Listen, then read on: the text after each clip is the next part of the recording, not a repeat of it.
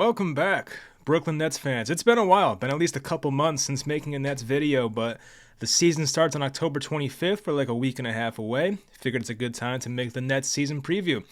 We've seen a couple of preseason games, and we've seen some positives. There are some negatives, and some of that's due to injuries and Dennis Smith Jr. turning his ankle. Lonnie Walker had the wrist contusion. Cam Johnson hasn't played yet with a hamstring. He should be fine, though. I'm not that concerned about it. That's what he said at, media day, so hopefully he's fine. And Day'Ron Sharpe, too. First play of preseason. Like, the first minute he was on the floor, guy turned his ankle, so that was not good to see. But aside from that, there are some other good signs. Ben Simmons looks really good. Cam Thomas looks legit. He had the 3 or 4 separate games last year of 40 points, and we're thinking to ourselves, well, can he do this over, a full season? Well, so far in preseason, he looks even better. So he had that one 17-point quarter, whatever it was, against the Lakers. I think it was the third quarter, first preseason game. Him and Austin Reeves were going back and forth, and Cam Thomas, I think, got the best of him there. So he's looked good. So there are some positive signs. There's a lot of depth on this team, guys that are trying to kind of resurrect their careers. And it kind of feels like the Nets teams back in 2016, 17, 18, where they would take these chances on guys who at one point were high ceiling players and had a lot of potential, but due to injuries or just not the right fit, it didn't work out in their previous destination. But now with the Nets, we're hoping that can change. And, they have guys like Harry Giles and Darius Baisley and, whoever. They have guys that have talent, and hopefully they can put it all together in this location. And we'll see if that can happen this year. So hope you guys enjoyed the video. Leave a like, subscribe, all that stuff, and let's get into it. Let's just start with the win total, 37.5. Is it fair? Yeah. It is, but I think they can go a little bit over that. I expected this team to be probably a 39, 40, 41 type of win team. And yeah, I could see why it's 37. I get it. With my Giants, I saw their win total was 7.5, and I'm like, oh, that's crazy. And the Giants freaking suck. So I get it. Because there could be a lack of offense on this team, which is completely understandable. Guys that have trouble creating their own shots. Aside from Mikal Bridges and Cam Thomas, it's tough to find many other guys that can create their own shot. I feel like Lonnie Walker can do it, but at a high level, not exactly. So, that could be an issue. It's just finding offense, but I feel like they have enough defense. Shooting, there's guys that I trust from 3, but it could be better. It's not Joe Harris. It's not Patty Mills. It's not, KD, Kyrie, guys that were just amazing 3-point shooters. There's guys that can shoot the 3-ball, but not at the rate as, previous Nets teams have had.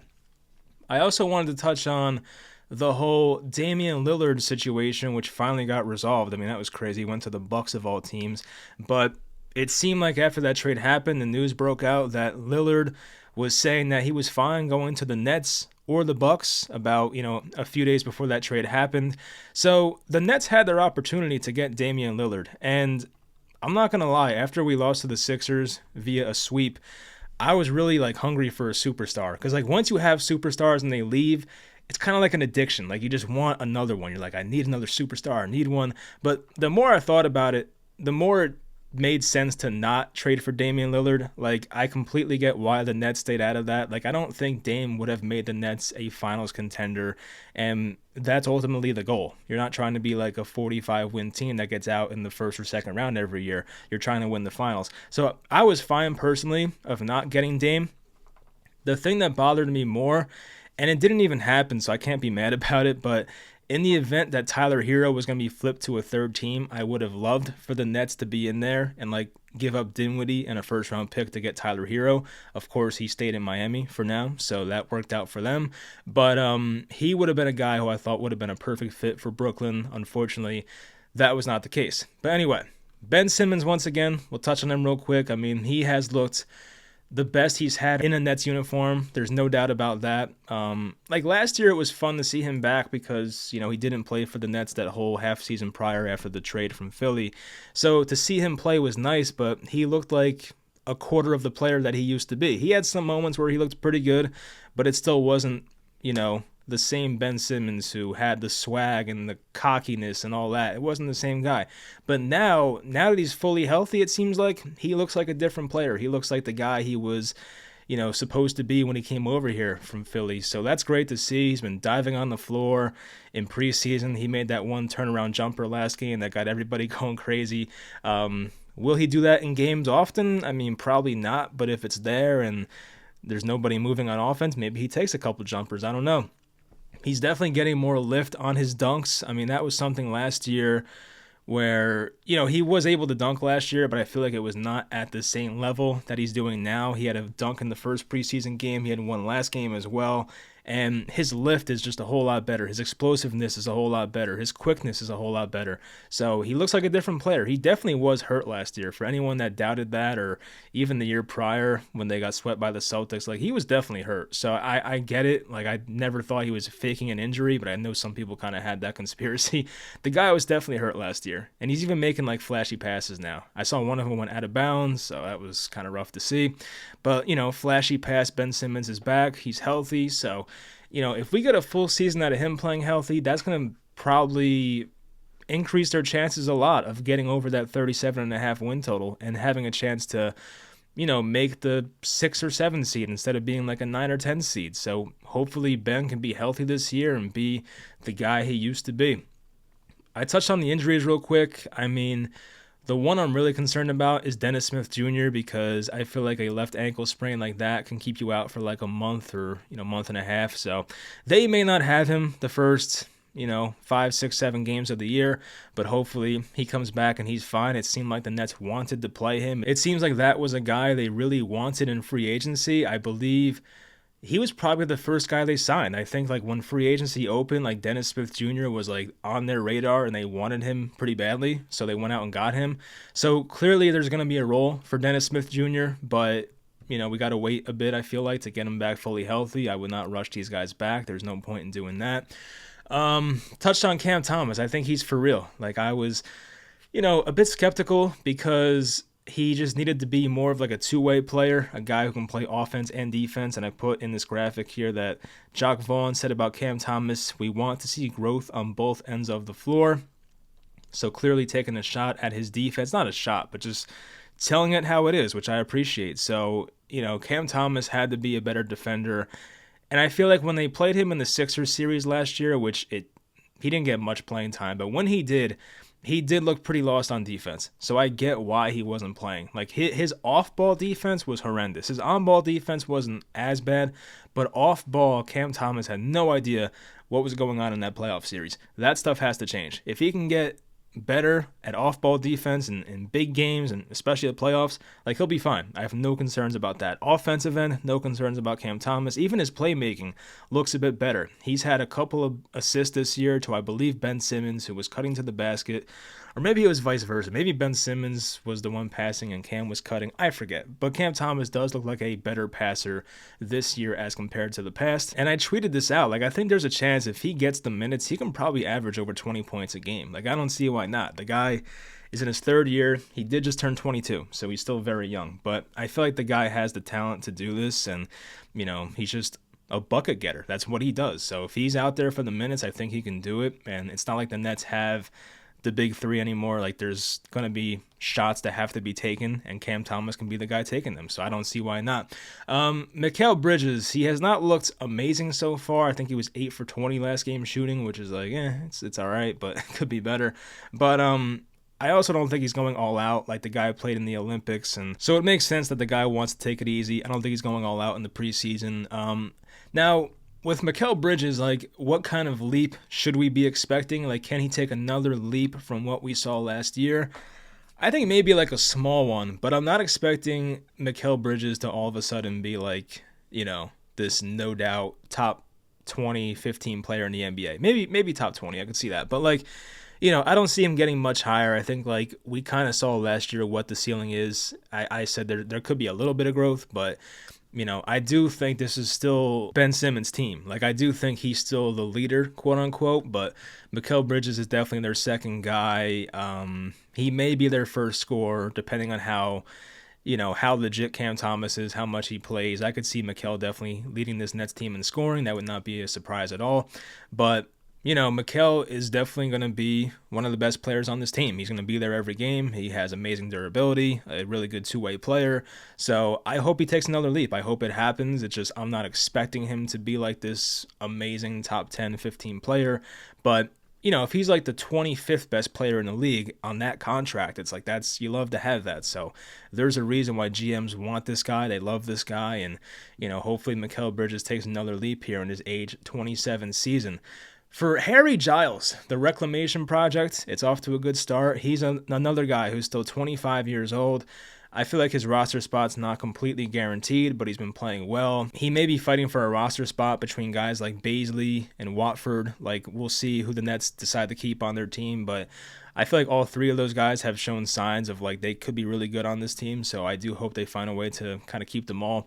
But, Giles has looked impressive. He had like a left-handed floater in one of those games where I was like, huh? Like a righty making a lefty floater? That's all right, pretty crazy. But, he was making face-up jump shots, and he's been, dunking the ball. He's been getting offensive rebounds, and, I've been impressed. I really am. So, especially if Day'Ron Sharpe is not ready for the start of the year, which could be possible, I think Harry Giles could be like their backup center, and hopefully that, can work out.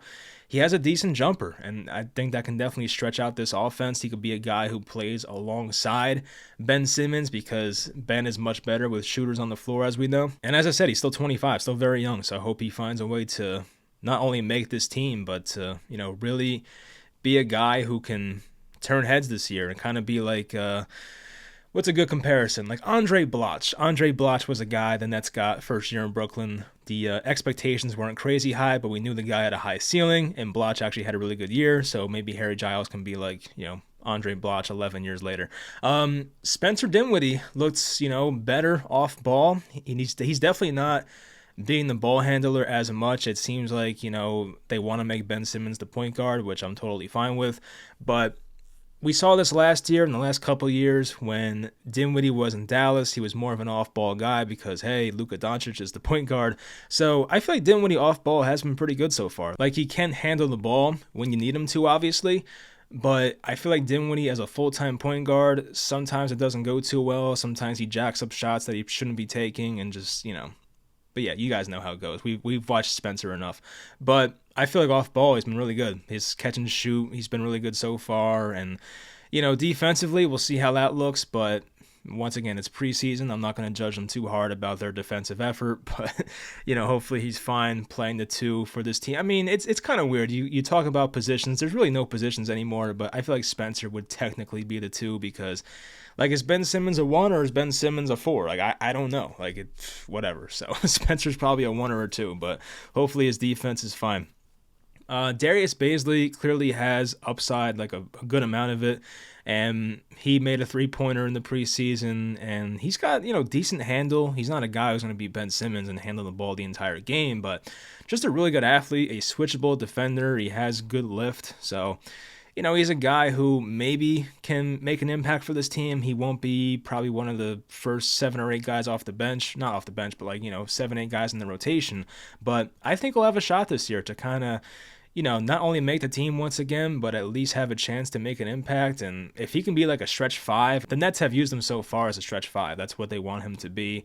I'm sure when they signed him, they had that vision of making him a stretch 5. So if Darius Baisley can knock down that corner 3, or even top of the key, like, he's going to play. There's no doubt about that. It depends if the jump shot's there or if it's not, but there are certain matchups where I'm sure Darius Baisley will be used by this Nets team. Royce O'Neal and Dorian Finney-Smith, it's kind of funny because those guys are kind of just there. It's like they were here last year, but you kind of forget sometimes that, like, oh, we have Royce O'Neal, or oh, we have Dorian Finney-Smith. Like, it's easy to forget about those guys because we're so wrapped up in, like, oh, how's Ben Simmons look? How's Cam Thomas look? Mikal Bridges, Cam Johnson. Like, sometimes it's easy to forget that this team has 2 really good quality wing players in Royce O'Neal and Dorian Finney-Smith. So I am a victim of that. I sometimes, like, forget, like, oh, well, we have those guys. That's awesome. So guys that are two-way players and, 3-and-D type players. I mean, DFS, his jump shot is very inconsistent, to say the least. I feel like there's times where he barely hits the rim, and then there's times where he knocks down a three and it looks very natural. So I don't know what to expect, but if DFS knocks down his shots, he's a great player to have. But yeah, those guys are good depth. I mean, they're technically the oldest guys on the team. Royce O'Neal, Dorian Finney-Smith, and Spencer Dinwiddie are the three oldest guys on this team, and they're 30 years old. So it's a young team for the most part. As I said, there are a lot of reclamation projects, guys that failed in previous destinations. But, to have guys like Royce and DFS who are good locker room guys and good energy guys and 3-and-D once again, like that's good to have. So I'm happy to have them. If this season does go south, I could see them being traded for picks. If we can get a first-round pick for one of those guys or even both, that'd be awesome. But I think the goal right now is to at least compete and see how the season goes. Armani Brooks is a guy who definitely lacks no confidence when he's shooting the ball. He came in that game, the last game, and he was like chucking up threes from, Steph Curry range. And he actually looked kind of good. Like his shot looks very smooth, great lift on his jumper. And when it goes in, it looks great. So he shot 38% in his rookie year with the Houston Rockets and, played for Toronto last year. Didn't do a whole lot, but this Nets team, once again, they don't have the same shooting they had the past few years with Joe Harris and Seth Curry, Patty Mills. So they may need a guard to come in here and knock down some threes, and Armani Brooks could be that guy. So it may take injuries to see some time for him, and I think the Dariq Whitehead injury definitely bodes well for him because if Dariq Whitehead's out, that's one less guy he has to compete with for playing time. So we'll see if Armani Brooks can play or not. For Dariq Whitehead, it seems like he's going to play at some point. I feel like the last time I saw an update on him is he's not playing 5-on-5 yet, but like he's getting there. So I'm expecting Dariq Whitehead maybe sometime in I don't know, mid-November, late November. So we'll see if that happens, but I'm excited for him to play because if he gets back to that guy we saw in before the injuries in college, like he was such a good player. So if we can get that version of Dariq Whitehead, that can be great. Noah Clowney definitely did not look ready. I feel like in his first action against the Lakers, he got backed down and dunked on by Jackson Hayes, and if that happens, that's not a good look. So he's a guy who we knew needed to develop, so I'm not concerned about it, but Clowney had some good minutes last game, but I just feel like he's not ready yet, so they'll put him in the G League and see if he can develop.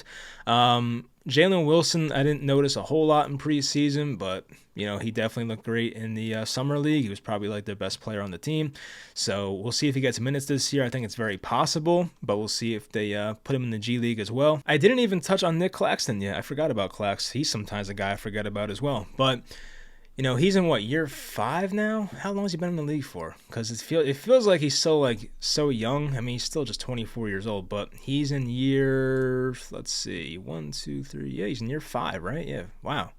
So Nick Claxton in year 5. He's been getting better every single year. He's been playing in more games every single year. The trajectory for Nick Claxton has gone up and up and up. So we'll see if this year can be max potential Nick Claxton. He played basically 30 minutes a game last year, 12.5 points per game, and played incredible defense, a 70 field goal percentage. So, when KD and Kyrie first left, I feel like Nick Claxton, he wasn't as effective. But as the year went on and he got more used to playing with those guys, the new guys they traded for, he turned into the old Nick Claxton. He was fine. So obviously playing alongside superstars is probably a lot easier for a guy like Clax, but still, he's going to be a guy who plays incredible defense. I think he's definitely aware of the disrespect he gets about, not getting Defensive Player of the Year votes and whatnot, which I think is crazy. But he's aware of it, so that's good. It definitely adds fuel to the fire, chip on the shoulder, all those cliches. And we'll see if Claxton develops any sort of jump shot. I know he worked on that in the offseason. I'm not sure if he has the green light yet in games, but that's a wait and see. If he can knock down corner threes, he'd be incredible. But even without that, I'm still fine with him, obviously. It just depends if him and Ben Simmons can play on the floor together. I feel like their minutes last year, when Ben and Clax were playing together the first, month of the season, it was awful. It was clearly not working. But I feel like the more they played together, the more they made it work. So, hopefully they can find a way to do it. They'll be starting next to each other opening night, assuming they're healthy. So they'll be playing. They'll have a shot to do it. So we'll see how they look. Jacque Vaughn, he has said some interesting things in the offseason, but he did say the Nets are definitely going to be doing drop coverage much more this year, and we did see that in the Lakers game, how drop coverage was kind of hurting them because guys like D'Angelo Russell and Austin Reeves were getting screen and rolls, and like the defender would drop, obviously, and they would be open for three. And D'Lo knocked down some threes, and so did Reeves. But drop coverage can maybe help this team rebound more because guys will be more closer to the paint. And obviously, for a team like this that's not that big, that can help out. So the Nets, if they're facing good shooting teams, that concerns me. But against teams that are average shooting teams or bad shooting teams, drop coverage can definitely help this team out. So we'll see if that works out for them. That's pretty much it, I think, right? I mean, I touched on just about every player, touched on some of the big picture stuff. Another big picture thing is, can this team trade for a star mid-season? And the name that keeps coming to mind is Donovan Mitchell, a guy who clearly wants to play in the New York market. Like, I feel like maybe the Knicks might be his first choice, but the Nets are probably not a bad team to go to either. So we'll see if Donovan Mitchell's a guy who's moved before the deadline. It probably depends on how the Cavs look, because I think Mitchell still has a year left on his deal after this year. I'll look it up real quick. But he's a guy who has shown no desire to re-sign long-term with the Cavaliers. He has a player option in 25-26. So the Cavs do have him for 2 more years, basically.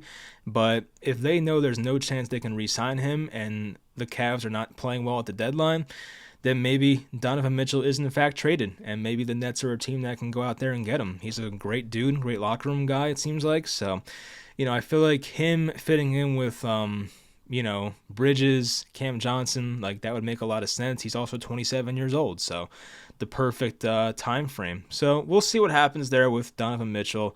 But who would the Nets have to trade? It'd probably be like Nick Claxton and some other pieces. So depends if they want to go down that road. But if the Nets have no, interests in re-signing Nick Claxton and he's an expiring deal this year, and he's the guy you have to trade to get Donovan Mitchell, then okay, maybe you do it. So we'll see what happens there towards the trade deadline. But anyway, that's going to do it. I'm going to make a Nets hype video at some point before the year starts. So that's something I try to do every single year. What else?